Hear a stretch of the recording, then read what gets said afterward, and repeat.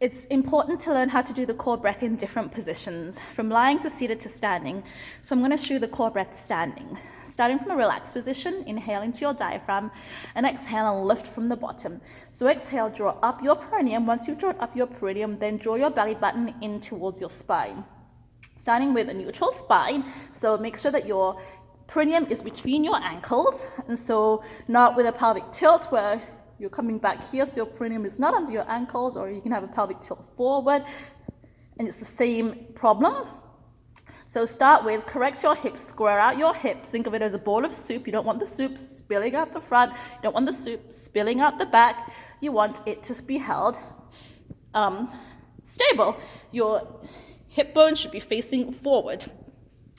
So from here, inhale into your diaphragm, exhale, draw up your perineum, and then once your perineum is drawn, it will flatten your belly, lower belly, pull that belly button to the spine, and what you're looking for is flatness all the way up. You don't want to just pull in from the center and then have the bottom bulge.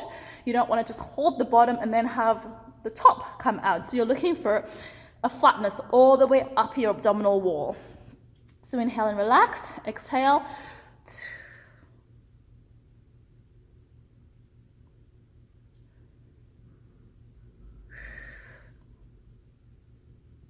And it takes thinking about to get that connection.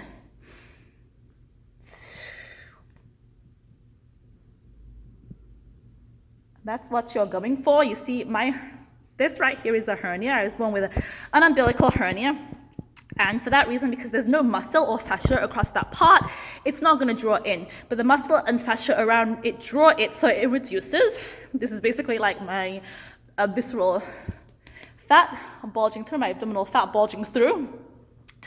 And that is what that is, in case you're wondering. So that part is not going to compress because a hernia is a hole. But everything else you want to compress from the bottom up. Inhale and relax, exhale, draw up your perineum from the bottom. Once that's drawn in, belly button, draw it in, continue to draw it. And that's your core prepared. And once you've braced, that is when you would lift a load, come down with the load, relax. Whatever exercise you're doing, you have to learn how to brace your core before. And if you can't get that flatness all the way up, there's a good chance that you're not hitting every muscle, and that's something that it's very, very important to work on. If you don't have the connection, there's no point adding load to the muscle and adding intensity to the training if that muscular connection doesn't exist.